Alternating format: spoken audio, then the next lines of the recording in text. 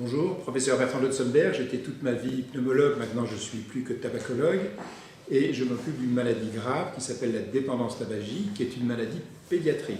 En effet, depuis 68 environ, tous les jeunes commencent à fumer très tôt, vers 14, 15, 16 ans, et à cet âge-là, l'industrie du tabac leur inocule de façon volontaire dans le cerveau des récepteurs nicotiniques pour que dans une partie du cerveau qui ne dépend pas de leur volonté, ils soient obligés tous les matins de prendre une cigarette pour combler le manque de nicotine, l'hyponicotinémie qui les guette tous les matins.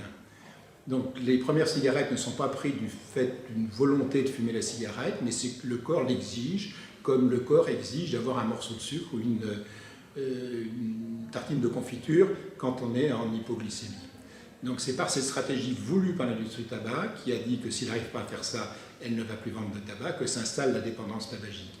Alors le problème pour l'industrie du tabac, c'est de leur faire prendre les premières cigarettes, et pour ça, on a fait tout un environnement pour leur faire croire aux jeunes que la cigarette était un produit sympathique, un produit cool, etc., alors que la cigarette crée l'esclavage. Avant de fumer, les jeunes n'aiment pas la cigarette. Les premières cigarettes sont mauvaises, et c'est pour ça que l'industrie a fait des gros efforts pour qu'elles deviennent bonnes, et ainsi de fumer. Donc les jeunes fument, parce que l'industrie du tabac veut qu'ils fument, et ils continuent à fumer adultes parce qu'ils ont des dépendants jeunes. Cette dépendance est quelque chose de très facile à soigner. Il suffit d'apporter la dose de nicotine qu'il faut non fumer. Cette dose de nicotine qu'apportait la cigarette, elle peut être donnée par n'importe quoi, des patchs à nicotine, des gommes, des pastilles, des inhaleurs, des cigarettes électroniques ou la varénicline, un médicament de prescription, qui arrive à saturer les récepteurs nicotiniques de la même façon. Alors que chaque cigarette donne envie de fumer la suivante, parce qu'il y a un pic de nicotine qui fait une régulation en retour, une up-régulation, qui donne envie de fumer la suivante, ça n'existe pas avec les produits non fumés. Avec la cigarette, c'est comme quand vous grattez. Si vous grattez 15 fois de suite, vous avez envie de vous gratter parce que vous êtes gratté, alors vous êtes gratté, etc.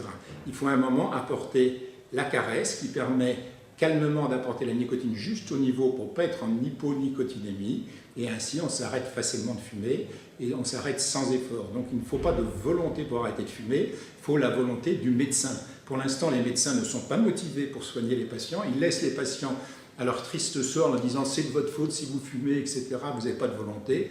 Avec zéro volonté, un médecin peut substituer totalement la nicotine fumée par la nicotine non fumée et ainsi l'aider à arrêter jusqu'aux dernières cigarettes qui, elles, vont dépendre du comportement. Mais 90% des cigarettes vont être supprimées dans cette condition. Donc oui, la dépendance tabagique est une maladie pédiatrique, une maladie qui s'installe dans l'enfance, mais qu'on peut prévenir par toutes les mesures qui sont prises chez les enfants et qu'on peut traiter chez l'adulte.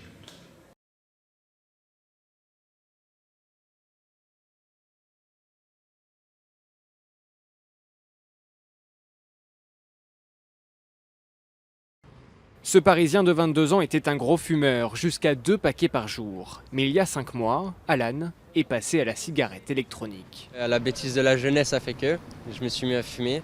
J'ai ressenti les effets, ça m'a fait prendre peur parce qu'au niveau du souffle, j'avais plus rien. Et depuis 5 mois, tout va bien, le souffle revient. Je ne siffle plus le matin des poumons, je ne tousse plus, il n'y a plus de problème à ce niveau-là. Une étude menée sur le long terme confirme aujourd'hui les effets de la vapoteuse sur la santé. Des chercheurs britanniques affirment que des anciens fumeurs qui sont passés à la cigarette électronique ont vu leur concentration de produits toxiques dans l'organisme diminuer considérablement. Alors on n'a pas encore toutes les études médicales nécessaires pour, comme médecin, je vous le recommande, mais j'allais dire comme bon père de famille, c'est évident que c'est infiniment moins dangereux et on a dans cette étude une dangerosité qui est du même type que celle des substituts nicotiniques, patch ou gomme à la nicotine, et on peut les prendre de façon rassurée. Cependant, pour bénéficier de ces effets positifs, il est nécessaire que les utilisateurs quittent définitivement la cigarette classique. Il n'y a pas de gain lorsque la cigarette électronique est utilisée en continuité avec du tabac. Aujourd'hui, 2 millions de Français utilisent quotidiennement une cigarette électronique.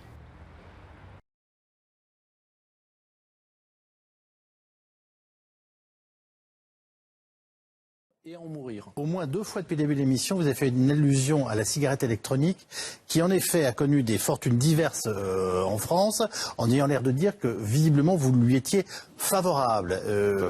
Non mais c'est pas alors si c'est le cas, je vous demande de me le redire, vous les médecins et vous les spécialistes d'addictologie, et ce d'autant plus que des tas de questions se sont posées concernant la cigarette électronique. Alors il faut comprendre les choses. Dans la fumée de tabac qui est dû à la combustion, il y a 4000 substances toxiques. La nicotine est la substance d'addiction. Il n'y a pas de toxicité de la nicotine au niveau de la santé. C'est pas mauvais ni pour le cœur, c'est pas cancérigène, c'est pas ça qui abîme les poumons. Oui. En revanche, c'est toutes les autres substances qui sont résultats de la combustion.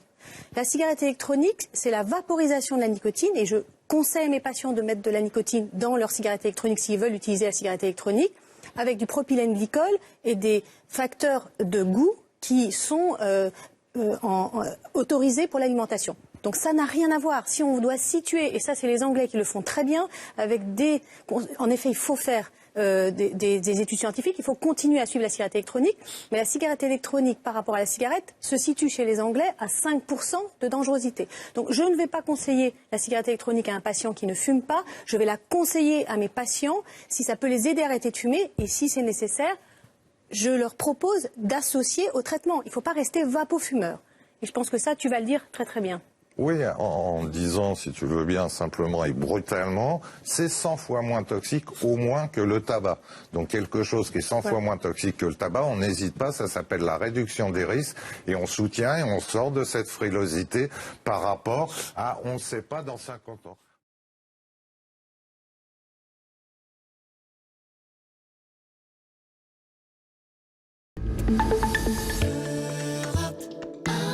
À 6h45, Europe 1 vous répond, Thomas Soto. Cette fois, ce sont des chercheurs américains de l'université de Harvard qui s'inquiètent de la nocivité de la cigarette électronique. Bonjour Bertrand Dotzenberg. Bonjour. Vous êtes professeur pneumologue à la Pitié-Salpêtrière et vous présidez la commission de normalisation AFNOR.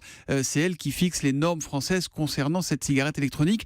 Alors ces chercheurs américains se sont concentrés sur les recharges, les liquides là qu'on met dans les vapoteuses. Qu'est-ce qui les inquiète ? Là, ils ont trouvé quelque chose qu'on connaissait bien, qui est du diacétyl. C'est quelque chose qui est utilisé comme arôme, qu'on trouve dans le beurre, qu'on trouve dans le vin, qu'on trouve dans beaucoup de choses qu'on mange. Mais c'est un des problèmes de certains arômes, c'est quand les inhales, l'effet est différent. Il y a eu des accidents avec... C'est pas dangereux dans le beurre, mais salé dans la cigarette électronique. On peut manger des milligrammes et non pas des microgrammes de diacétyl sans aucun danger. Dans un litre de vin, il y a plus de diacétyl que dans la plus terrible des cigarettes qu'ils ont montrées. Le problème, c'est quand on l'inhale, et quand on l'inhale, les fabricants de pop-corn en particulier, qui utilisaient beaucoup ce diacétyl, qui donne un peu une odeur de beurre ou de caramel aux aliments. Si on en met trop, ça sent le pourri, donc on n'en met jamais trop. Mais c'est quelque chose qui est utilisé. En France, on a les normes AFNOR. La norme AFNOR sur l'utilisation, sur les liquides est déjà publiée depuis mars dernier. Dans cette norme, on interdit d'utiliser le diacétyl comme ingrédient. Ça veut dire que dans les cigarettes électroniques qu'on achète en France et les recharges qu'on achète en France, qui sont made in France, c'est ça ? Oui. Il n'y a pas ce produit chimique, il n'y a pas ce risque-là ? Alors, ce produit, c'est un produit chimique ou un produit naturel selon d'où on l'extrait, mais ce produit n'est pas ajouté en tant que tel. Ça ne veut pas dire qu'il est absent, parce qu'il y en a aussi dans certaines préparations aromatisantes, il y a un petit peu de diacétyl, c'est pour ça qu'on travaille sur des taux d'émission maximum.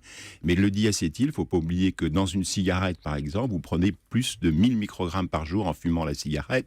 Là, il y a un cas qui est une cigarette électronique fabriquée par un marchand de tabac qui donne 230 et tous les autres sont en dessous de 50. Quelles sont les conséquences pour la santé de ce diacétyl ? Alors, sur le santé respiratoire, ça fait tousser, ça fait des bronchiolites, des obstructions respiratoires, des dyspnées, et c'est quelque chose qui s'installe progressivement avec l'exposition répétée. Donc, il ne faut pas qu'il y ait d'installation de bronchiolite. C'est pour ça que par prudence, en France, on a dit qu'on n'utilisait pas le diacétyl comme ingrédient, alors qu'aux États-Unis, il est utilisé principalement chez un des fabricants, qui est justement un marchand de tabac qui vend aussi des cigarettes électroniques. Donc méfions-nous des marchands, des gens qui font des cigarettes. C'est quel marchand de tabac, lequel il faut éviter alors le papier qui est publié est un mauvais papier de mon point de vue, parce qu'il n'y a pas de méthodologie. On sait qu'ils ont utilisé les produits A, B, C, D.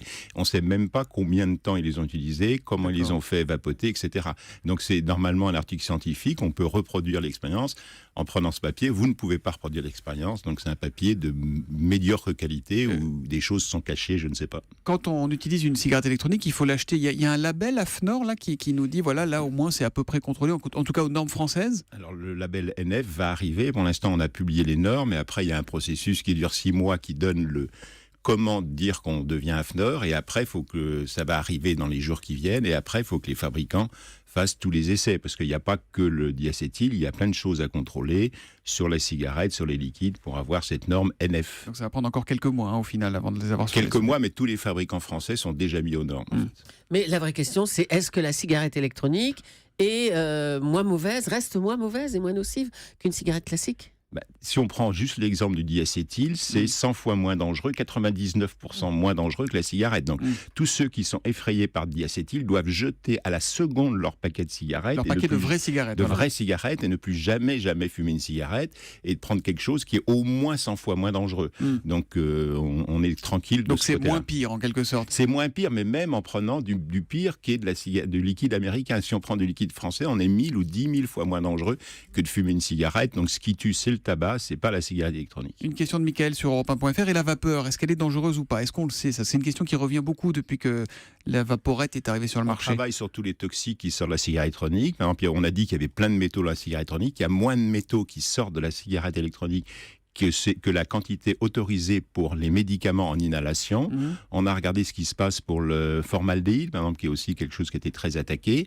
Il y en a moins qu'en respirant dans ce studio 24 heures. D'accord. Donc, il n'y a pas de e-tabagisme passif non plus, si ? Il y a un passage de nicotine. La nicotine passe, et la nicotine, substance addictive, et de mon point de vue, il faut éviter. Là, il y a des désaccords entre les participants, mais il n'y a pas de danger de santé comme avec le tabagisme passif. Et les femmes enceintes, est-ce qu'elles peuvent vapoter sans crainte ? Alors les femmes enceintes, il ne faut pas qu'elles prennent de nicotine du tout, c'est le rêve de tout médecin, et donc elles arrêtent de fumer avant la grossesse. Par contre, quand on est enceinte et qu'on n'arrive pas à arrêter de fumer, qu'on a essayé les substituts nicotiniques, ça ne marche pas, on laisse tout à fait les femmes utiliser la cigarette électronique, mais avec un doute, on n'a pas le recul suffisant pour dire que c'est bien, mais on n'a rien pour dire que c'est mal. Donc c'est un petit peu un choix, mais c'est moins pire toujours, et encore plus chez la femme enceinte, que de fumer la cigarette. Donc Oui, allez-y. Non, mais si une femme enceinte fume encore quelques cigarettes, il faut beaucoup, beaucoup mieux qu'elle vapote qu'elle fume quelques cigarettes. On commence à avoir un peu de recul sur la e-cigarette. Est-elle, professeur Dotzenberg, efficace pour arrêter de fumer ? Elle est efficace pour arrêter de fumer parce qu'elle met en arrêt de tabac un plus grand nombre de personnes. C'est-à-dire qu'il y a beaucoup de jeunes qui n'avaient pas du tout envie d'arrêter de fumer, qui essayent la cigarette électronique. Mais elle est efficace uniquement si elle plaît beaucoup. C'est-à-dire quand on va commencer la cigarette électronique, il faut faire 10 boutiques si nécessaire pour trouver l'arôme qui, en arrivant au fond de la gorge, vous donne exactement ce qu'il vous faut. Si vous retrouvez le bon throw fit, comme on dit en anglais, le choc sur la gorge qui convient, vous arrêtez tout de suite de fumer. Si c'est pas bon, ça marche jamais. Donc c'est obligatoire qu'il y ait du plaisir et du bonheur pour arrêter de fumer. Ça me plaît beaucoup. Arrêter de fumer plutôt que de se sevrer, de se faire mal, de le faire par plaisir, c'est une bonne chose. Merci beaucoup, professeur Dotzenberg, d'être venu sur Europe 1 ce matin. Je rappelle que vous êtes pneumologue, notamment à la Pitié-Salpêtrière. Merci, bonne journée à vous.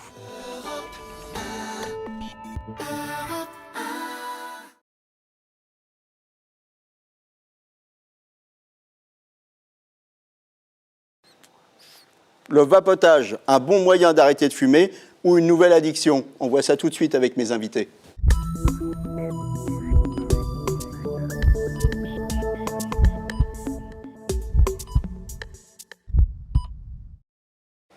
Alors, avec moi sur le plateau de Capital Santé, le docteur Marion Adler, vous êtes tabacologue, et Stéphane Papatheodorou, vous êtes vice-président de l'association La Vape du Cœur. C'est quoi cette association?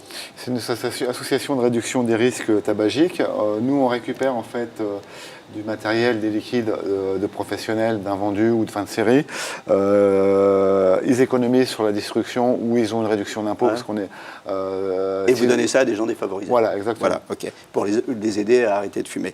Alors, avant d'entrer dans le vif du sujet, qui fume sur le plateau? Moi, je fume pas, vous l'avez vu. Hein, là... Ex-fumeur et vapoteur depuis 5 ans. Et vapoteur assidu. Exactement. Depuis 5 ans.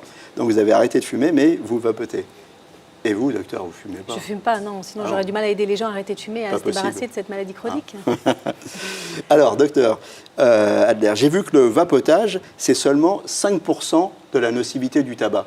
Alors vrai, clairement, on a des études en Angleterre maintenant. On a des groupes qui font des études et qui essayent de voir au maximum toutes les études qui sortent, de les analyser d'une manière objective. Et on situe la dangerosité de la vape à 5% de la dangerosité de la cigarette. C'est-à-dire 100% de la cigarette. 100% la cigarette. On peut estimer la vape 5%, à 5%. voilà. Donc c'est clairement, oui, mieux. on conseille J'ai envie de vous pour dire l'arrêt du tabac. 5%, c'est encore dangereux. Et ça veut dire que ce n'est pas zéro. On est fait pour respirer l'air ambiant et non pas pour aspirer quoi que ce soit d'autre que l'atmosphère et l'air ambiant.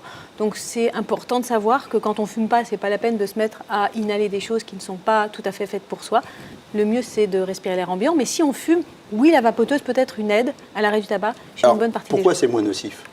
Parce qu'il n'y a pas la combustion. Ce qui est toxique dans le tabac, c'est quand vous allumez votre cigarette, c'est comme un feu de cheminée, il y a une fumée, donc le résultat de la fumée de combustion, c'est du monoxyde de carbone, c'est du goudron, des substances cancérigènes, des particules. Et tout ça, c'est mauvais pour la santé parce que ça rentre dans le corps, dans les vaisseaux, dans les poumons, dans le cœur, etc. Ce qui est très important, c'est de savoir que la vapoteuse, il n'y a pas de combustion, il y a une vaporisation du liquide, et donc il n'y a pas de monoxyde de carbone, il n'y a pas de particules, il n'y a pas de goudron et tout ça. Ni de goudron, ni de substances cancérigènes. Par contre, dans ces liquides, qu'est-ce qu'il y a? Quid des arômes? Il y a quoi dedans? Alors dans les liquides de la vapoteuse, moi je conseille de prendre de la nicotine, parce que le but, c'est d'éliminer la nicotine, de pouvoir prendre la nicotine et éliminer ce qui est dangereux, c'est-à-dire de la fumée de cigarette. La fumée, c'est ça qui est dangereux. Ce qui n'est pas dangereux dans la cigarette, c'est la nicotine. Et c'est par contre ce qui est addictif. Et pourquoi on va fumer tous les jours? Parce qu'on a besoin de son taux de nicotine et d'un certain niveau de nicotine en fonction du nombre de cigarettes qu'on va fumer.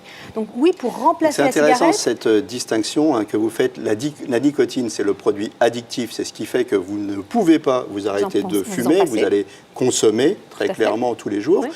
Et ce que vous inhalez, la fumée, le produit de la combustion, c'est ça qui donne les cancers, l'insuffisance respiratoire, enfin tout ce qu'on peut énumérer. Et les problèmes cardiovasculaires. Ce qui est très important, c'est que la nicotine, c'est ce qui va vous faire souffrir. Quand les gens disent « j'ai pas envie d'arrêter de fumer parce que je n'ai pas envie de souffrir du manque », c'est le manque de nicotine. C'est pas le manque de fumée. Exactement. Et un des éléments du manque de nicotine, c'est « je vais manger tout le temps parce que je vais compenser ». Et donc les fringales, c'est lié au manque de nicotine.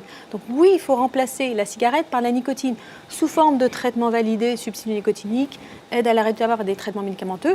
Et on peut tout à fait prendre aussi la vape avec de la nicotine. Donc oui, dans la vape, il faut mettre de la nicotine pour pouvoir avoir la bonne dose et pour pouvoir être rapidement soulagé et ne pas avoir besoin de continuer. Il y a du propylène-glycol et du glycérol qui sert à vaporiser cette nicotine et il y a des arômes que l'on peut mettre en fonction du goût que l'on va avoir. Chacun est différent. C'est contrôlé, il y a des normes, il y a des trucs. Absolument, AFNORM, et de plus en plus, et je pense que c'est là-dessus qu'il faut absolument donc, que il y a quoi comme les normes? fabricants... AFNORM et normes européennes, hein, c'est ça? Il y a des normes européennes, donc il vaut mieux prendre des cigarettes qui respectent les normes européennes et les normes françaises, ça c'est sûr. Il y a les normes AFNOR qui étaient les normes pour les arômes.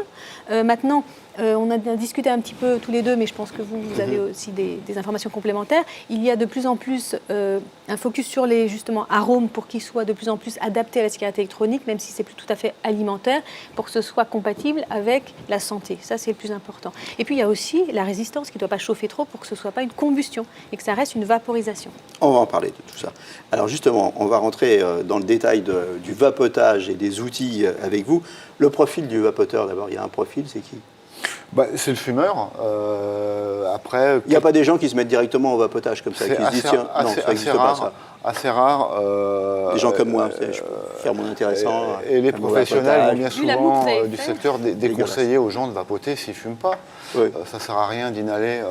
Après, si la personne veut vraiment le faire parce qu'elle trouve ça ludique, libre à elle. Mais globalement, on essaye de dissuader les gens s'ils ne fument pas, même vapoter sans nicotine. Pour quelle raison on s'y met alors? On s'y met essentiellement pour arrêter de fumer, c'est ça? Voilà, exactement. C'est la première des raisons. C'est l'outil qui va amener le plaisir et la gestuelle. Oui. Après, la gestuelle, on le voit bien avec cette cigarette. Hein, alors, vous avez celle-là, par exemple, qui est... c'est un truc un peu plus gros, tout ça. Voilà. Mais là, c'est vraiment comme une cigarette. Hein, on a la gestuelle de pratiquement, parce qu'il y a un bouton. Après, on a des systèmes qui vont être comme une cigarette, les systèmes de dernière génération de pod, où là, ça va se déclencher à l'aspiration. D'accord. Ça n'existe pas. Oui, donc ça, c'est tout léger. Hein, c'est vraiment c'est tout petit, c'est de la taille d'une cigarette, c'est tout petit, et quand on aspire, ça se déclenche, c'est ça? Ce qu'on va dire, c'est qu'on pourra prendre des taux plus élevés de nicotine dans ce type de matériel que dans ce type de matériel qui va nous obliger, de par la force de la nicotine en gorge, de réduire... Mais c'est bien pour justement, vous parlez de taux de nicotine, et vous avez mis l'accent sur la nicotine. Comment ça marche? J'achète un arôme, donc un arôme, il va avoir un goût, mais je peux aussi régler mon taux de nicotine, c'est ça? Vous allez avoir à l'achat différents taux de nicotine, du 0, du 3, du 6, du 12, du 18, en fonction des marques et des fabricants. La règle, c'est le maximum de nicotine que puisse tolérer la personne en gorge. Plus il y aura de nicotine dans le liquide, moins longtemps la personne sera obligée de vapoter pour être satisfaite. Sachant que ce qu'il faut prendre en compte, c'est qu'autant la clope, on a une satisfaction immédiate, parce que ça monte en quelques secondes au cerveau. La vaporisation, il y aura toujours un temps de latence de 10-15 minutes. Plus on aura de nicotine dans le liquide, plus on va réduire ce temps de latence, plus la personne sera satisfaite rapidement. D'accord, on a bien compris le geste, la convivialité, on peut aller vapoter avec d'autres. Maintenant, la technique. Donc la technique, au départ, il faut comprendre quel est le taux de nicotine auquel on est accro. Il y a deux Et puis après, Voilà, il y a deux indications. Moi, quand j'explique à mes patients, je leur dis souvent d'abord de prendre la bonne dose de nicotine avec les traitements substituts nicotiniques. Et la vapoteuse, il y a deux conseils. C'est d'abord, comme vous disiez, la bonne dose de nicotine au départ, mais la plus haute, que l'on supporte bien, qui permet tout de suite d'être satisfait de l'avoir son taux de nicotine et de pouvoir laisser sa vapoteuse. Et puis la deuxième chose, c'est l'arôme. Ça, c'est pour vapoter en fait le moins possible. Le moins possible, exactement. Et pas avoir besoin de pomper toute la journée. On se met la dose directement. Je mets la dose et ça va bien. Et je peux la poser un peu, et je peux aller bosser. Et je fais un petit peu comme quand je fumais, c'est-à-dire que je prends de temps en temps. Et la deuxième chose, c'est d'avoir le goût qui vous plaît. Parce que clairement, la nicotine va stimuler les endorphines qui sont les substances plaisir. Clairement, il ne me plaisait pas. Non, mais c'est pour ça. Puis de toute façon, vous n'avez pas besoin. Donc c'est peut-être aussi un signe que ce n'est pas la peine de vous y mettre. Désolé. Exactement. Mais clairement, il faut que ce soit le goût qui corresponde. C'est la même chose quand j'ai proposé des gommes à la nicotine. Il faut que ce soit ou menthe ou fruits en fonction de ce qu'on aime. On ne va pas prendre la menthe si on déteste ça. Donc il faut toujours que ce soit dans le plaisir. Si c'est dans le déplaisir, on va toujours garder la cigarette qui donne le déplaisir du manque, etc. Donc c'est important qu'il y ait le plaisir du manque. Il y a le plaisir, il y a les sous aussi. Alors c'est cher ça? Très important. Il y a un petit investissement de départ, on va dire ça va commencer à 35 € et ça peut finir à 400 € en fonction des systèmes. Les dernières générations? Ça c'est une vingtaine d'euros par exemple. 20 d'euros. Après, les systèmes de pods vont avoir un petit coup de maintenance plus élevé. Et à l'usage par contre, parce qu'il faut acheter des arômes à l'usage. Donc c'est toujours moins cher que le tabac. Toujours moins cher que le tabac. Par 3, beaucoup moins cher, divisé par 3 à peu près. Donc on se fait du bien à la santé et on dépense moins de sous. Voilà. Un paquet par jour, 300 € par mois quand même. Ça aide vraiment les gens à arrêter de fumer? Le coût, alors ça c'est sûr, ça ce sont non, des pas mesures. Le coût, je veux dire, le vapotage, ça aide vraiment les gens à arrêter de fumer? C'est comme si vous me demandiez si le Doliprane aide contre le mal de tête. Il y a des gens qui vont être aidés, il y a des gens qui ne vont pas être aidés. Donc il y a chaque personne qui est différente. Il y a des gens qui sont clairement aidés par la vapoteuse et je pense qu'il ne faut pas l'enlever du paysage d'aide à l'arrêt du tabac. Et puis il y a des gens qui disent que ça ne leur correspond pas. Alors parfois c'est une mauvaise utilisation, moi ça m'arrive de donner conseils pour l'utiliser mieux. Parfois ils n'aiment pas du tout ça ou ils n'ont pas envie de rester avec quelque chose qu'ils aspirent et donc ils veulent tout de suite prendre. Et on peut mélanger avec d'autres techniques, les patchs, Champix, tous ces trucs-là, l'acupuncture. L'hypnose, enfin tout ce qu'on peut imaginer. Tout à fait. Moi, je conseille vraiment de prendre la bonne dose de traitement validé. Ce qui est souvent fait comme amalgame, c'est qu'on pense que la nicotine est dangereuse, donc on prend le moins possible de patchs. Déjà, on n'associe pas les patchs au foam oral. Ce qui est le plus efficace, c'est de prendre la bonne dose de patch, c'est-à-dire suffisamment dosé pour être calmé sur toute la journée et avoir l'association avec une nicotine d'urgence, c'est-à-dire les gommes, les pastilles, puis ça peut être la vapoteuse. Ça, ce sont les traitements qui deviennent efficaces si on prend la bonne dose. Il n'y a pas de danger à fumer avec un patch, par exemple. Ça, c'est des choses qu'on ne dit pas. La deuxième chose, c'est le Champix, qui est aussi un traitement validé, marche très bien. On peut très bien associer la vapoteuse. Donc, les traitements validés associés à la vapoteuse, ça augmente l'efficacité des deux. On n'a pas beaucoup de recul, par contre, là-dessus. Sur l'association des deux sur la vapoteuse. Alors la vapoteuse, on a quand même maintenant une dizaine à peu près d'années d'utilisation et donc on continue à faire attention, à être scientifique, à regarder toutes les études et je pense qu'il faut qu'on continue. Mais clairement, il n'y a pas une grande pathologie qui ressort du fait de l'utilisation de la vapoteuse. Donc moi, je conseille toujours à mes patients... Pas de grosse inquiétude pour l'instant. Oui, mais de prendre ça pendant un certain temps et à un moment donné, de ne plus avoir besoin d'aspirer quoi que ce soit d'autre que l'air ambiant, c'est peut-être le bon conseil. On arrive bientôt à la fin de l'émission. Des questions rapides. Est-ce qu'on a le droit de vapoter dans les lieux publics? Oui. Oui, au travail?